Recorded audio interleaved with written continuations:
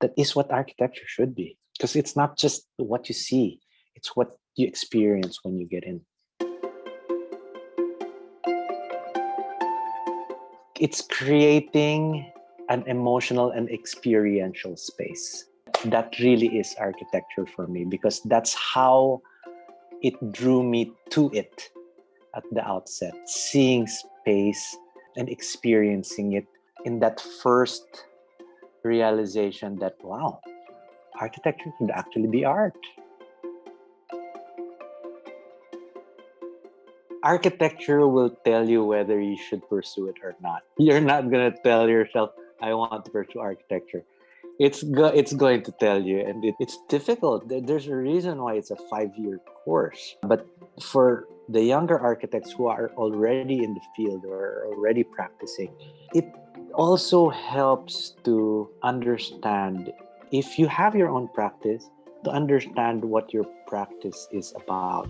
And to be able to, one of the things that I always say is, you actually are able to get projects not by virtue of what you've already done. It helps immensely, greatly, but to actually be able to communicate to a prospective client, to be able to communicate and verbalize ideas is, I feel, is key. To be able to understand what you can do for them is key. And you can't always just show drawings and plans and pegs and perspectives. Those are helpful, but those are only helpful if you have the project already. It's always a challenge. You can always say, just like Ed, stick to your guns. This is the type of architecture that I want. For me, it is being able to communicate well verbally to your clients or clients to be, or your prospective clients, on ideas. It's never having your portfolio in hand. It's just them being comfortable with what you can do for them. So how do you do that? Just, really right now, and I do my assignment. Really, I do. Before I meet up with people, I need to know who I'm meeting up with. I need to know what I think they'll like. It helps when you do your assignment beforehand.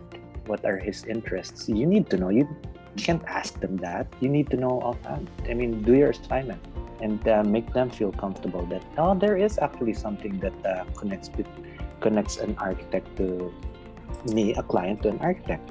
And they will know that, because I always tell clients, choosing your architect is like choosing who you're going to be married to. It is a marriage. It really is. You're going to be with each other for a protracted period on the design stage and the building stage.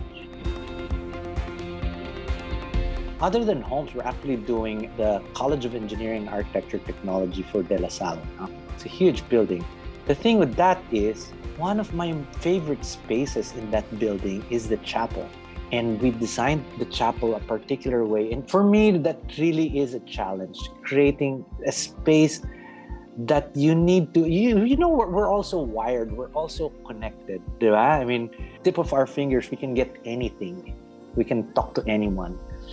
But how do you disconnect from that wired world and be able to just completely shut yourself out by virtue of just entering a door, and then anything beyond that threshold of the door becomes different? It was a challenge. It's a school, it's a busy school, it's a very noisy school, but how do you translate that into an architectural space that gives you solace, solitude, and, a sense of peace? It was very challenging, but I love that.